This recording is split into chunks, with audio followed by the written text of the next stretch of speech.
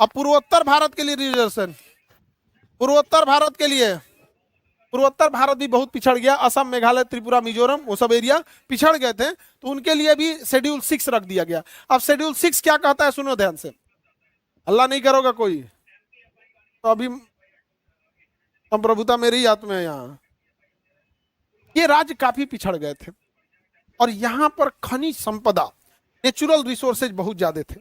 इन लोगों का कहना था कि हमारा संविधान में हमारा विदोहन कर दिया जाएगा, बड़ी कंपनियों को भेज देंगे, हमारा जनसंख्या कम है तो संसद में हमारा प्रतिनिधि नहीं रहेगा, कहीं हमारी कोई बात नहीं सुनेगा, तो हम तो बर्बाद हो जाएंगे।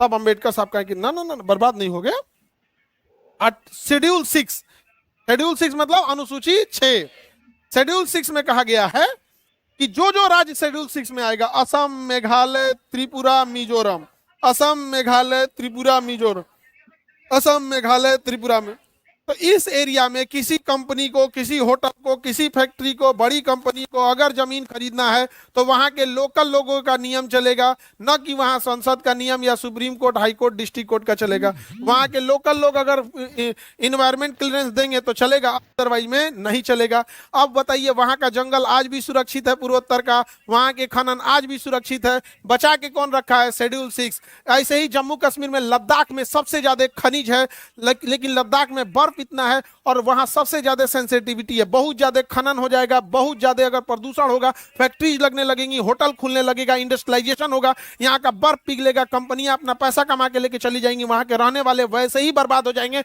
जैसे आज धनबाद और झरिया के लोग निकालने के बाद जो आग लग गया है, वहां के आदिवासी आज मर रहे हैं, बड़ी कंपनियां पूछने नहीं जाती है। तो यहां भी जरूरी था शेड्यूल 6। पिछले 4 साल से सोनम वांगचू यहां आर्टिकल शेड्यूल 6 मांग रहे थे कि हमें भी शेड्यूल 6 दो, कि जब तक हम परमिशन न देंगे कि कौन सा पहाड़ खोदना है, कहां पे माइनिंग करनी है, कहां होटल बनाना है, कहां इंडस्ट्री बनाना है, यहां सेंट्रल का नियम नहीं चलेगा, शेड्यूल 6 चलेगा। 4 साल तक उस इंसान की कोई बात नहीं सुनी। लेकिन अगर नेपाल में प्रोटेस्ट हुआ तो वहां के बच्चे भी थोड़ा उग्र हो गए, उन्होंने भी प्रोटेस्ट किया, उनके ऊपर वही धारा लगा दिया गया जो आतंकवादियों के ऊपर लगता है, नेशनल सिक्योरिटी एक्ट, काट के जयपुर की जोधपुर जेल में रख दिया गया।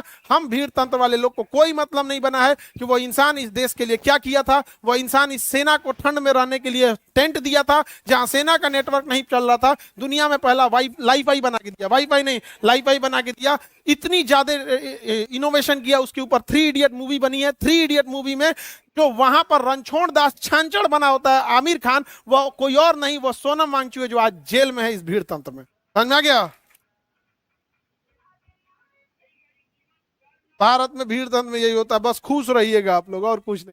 क्या वो इंसान जेल में क्या मांग रहा था, शेड्यूल 6 क्या मांग रहा था, उसे आरोप लगाया गया कि देशद्रोही है, चाइना से मिला हुआ है, ये है वो है, एनएसए लगा, कहां चल गए, खत्म कहानी। क्या मांग रहे थे, शेड्यूल 6, क्या गलत मांग रहे थे?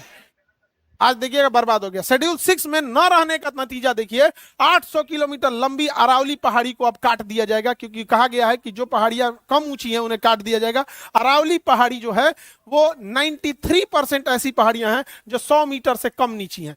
संसद ने कहा है कि जो 100 मीटर से कम नीचे है, जो 100 मीटर से ऊंचाई कम है, 100 मीटर का मतलब होता है, आपका समझिए कि 3 मीटर का एक तल्ला होता है, 3 मीटर का एक तल्ला, यानी 30 तल्ले से नीचे जो पहाड़ होगा, तो यार भैया वहां तो दुनिया की सबसे पुरानी पहाड़ है, 2.5 करोड़ साल पुरानी पहाड़ है, वहां पे उसके 93% पहाड़ों को काट दिया, पहाड़ को काट दिया जाएगा क्योंकि शेड्यूल 6 में नहीं है। अब वहां के लोकल लोग का चलेगा नहीं। अब इस थार मरुस्थल से उड़ने वाला बालू दिल्ली को बना देगा बालू का कटोरा, यहाँ सब ध्वस्त हो जाएगा, और यहां से उड़ने वाला बालू हिमालय पर्वत पे जाके जम जाएगा। हिमालय पर्वत पे जब जमेगा वह बालू तो वहां पे वो गर्मी को सोख लेगा। अभी पर्वत पे बर्फ है तो जो धूप आता है तो शीशे की तरह चमक के निकल जाता है, बर्फ कम पिघलती है, लेकिन बालू की जब एक लेयर आ जाएगी तो बालू बड़ी जल्दी गर्म होता है, भूजा भूजने के लिए बालू का यूज किया जाता है। जब उसके ऊपर बालू रहेगा तो बर्फ को तेजी से पिघलाएगा, यहाँ से बर्फ पिघलेगा, गंगा और यमुना में मिलेगा, और वो अल्टीमेटली बिहार में आके बाढ़ लाएगी। लेकिन आर्टिकल शेड्यूल 6 नहीं है, हम लोग टुकुर मुंह देखेंगे। ज्योग्राफी डिसाइड आवर इकोनॉमी, समझ में आ गया कि नहीं आ गया? दिस इज ज्योग्राफी, समझ में आ रहा है अपनी? Any problem? आप लोग को समझ में आता है तो बताइए, शेड्यूल 6 अच्छा है कि नहीं है? चारे राज्य को सोनम वांगचू क्या मांग रहे थे, शेड्यूल 6, शेड्यूल 6 भी नहीं किया, किसी को गया जेल में तो जेल में गए, हम लोग को क्या मतलब है? नहीं समझे? हम लोग में क्या भीड़ तंत्र में क्या खराबी होती है, भीड़ चाहती है उनके लिए कोई लड़ाई लड़े, लेकिन भीड़ तंत्र की खराबी, वो फंसेगा तो भीड़ उसके लिए नहीं आएगी। समझ में गया? दिस इज भीड़ तंत्र। आगे बढ़ जा।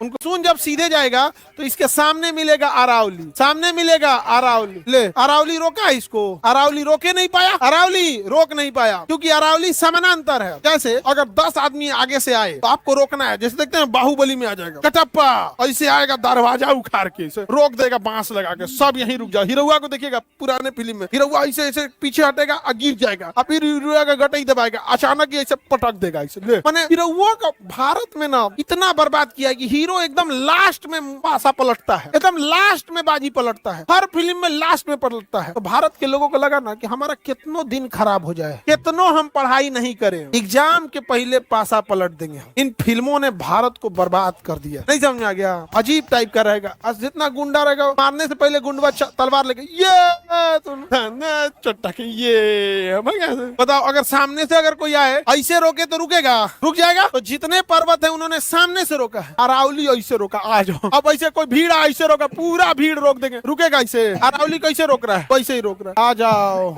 ऐसे रुकिए नहीं पाएगा। सारा मानसून हिल गया, सारा मानसून हिल गया। यहाँ पे दिल्ली में एगो पहाड़ है, रायसीना की पहाड़, यही अरावली यहाँ ऐसे घूम गई है, ऐसे घूम गई है। तो दिल्ली में तो बरस जाता है, दिल्ली में बरस जाता है, लेकिन रायसीना की पहाड़ी छोटी है तो कम में बरसता है, एकदम भयानक भागता है सीधे। अब बबुआ यहाँ पे है हिमालय, यहाँ पे है हिमालय, और तनिका मन का हिमालय नहीं, नंदा देवी। इतनी बड़ी हिमालय पर्वत वो पार दिखबे नहीं करेगा, और यहाँ जाके धड़ाम से टकराता है मानसून। इतना भयानक मानसून टकराता है कि एक मानसून टकराया, ऐसे टकराया, बारिश हुआ, तले दूसरा का टकराया, वो बारिश हुआ, तरतरा के इतना ना बारिश होता है कि लोग कहते हैं बादले फट गया। क्या बादल नहीं फटा है, तरतरा के हुआ है। और उत्तराखंड के लोग इंतजार कीजिए, जो अरावली थोड़ा बचा था, स्पीड ब्रेकर का काम कर रहा था, अब वो भी अरावली खत्म है। इन मानसूनों को जब यहाँ से उठेंगे, ये मानसून ना सीधे बिना किसी रुकावट मारेगा उत्तराखंड को, धम दे, सब दह न जाएगा। तब कहेंगे यहाँ पे ज्योग्राफी जो पढ़ा नहीं वो जाके कहता है अरावली पर्वत को काट देंगे। अरे 200 रुपया लगता है, आके पढ़ ले, मैप ऑफर में दे देंगे 99 रुपए में, चोट्टा कहीं का। तो जो एक भी स्पीड ब्रेक नहीं है, छोटा छोटा स्पीड ब्रेक हमारी गाड़ियों की रफ्तार सड़कों पे रोक देता, सीधे जाके मारेगा किसको? उत्तराखंड को। तो जाएगा उत्तराखंड। कभी उत्तरकाशी डूबे 13 में आया था ना, मारा मानसून, हाइट बढ़ गई थी मानसून की, हवाएं तेज चली थी, ले जाके पटक दिया वहां पे, बारिश इतनी भयानक होगी। अरावली पर्वत क्या बारिश कराया? अरावली बारिश नहीं करा पाता, लेकिन उत्तराखंड के लिए स्पीड ब्रेकर का काम करता है। हिमालय पर धूल जमने नहीं देता, अदरवाइज में धूल जड़ जाएगा तो गर्मी सोख लेगा, ग्लेशियर पिघला देगा। दिल्ली को धूल से बचाता है, थार का धूल सीधे जल किस पे टिक जाता है?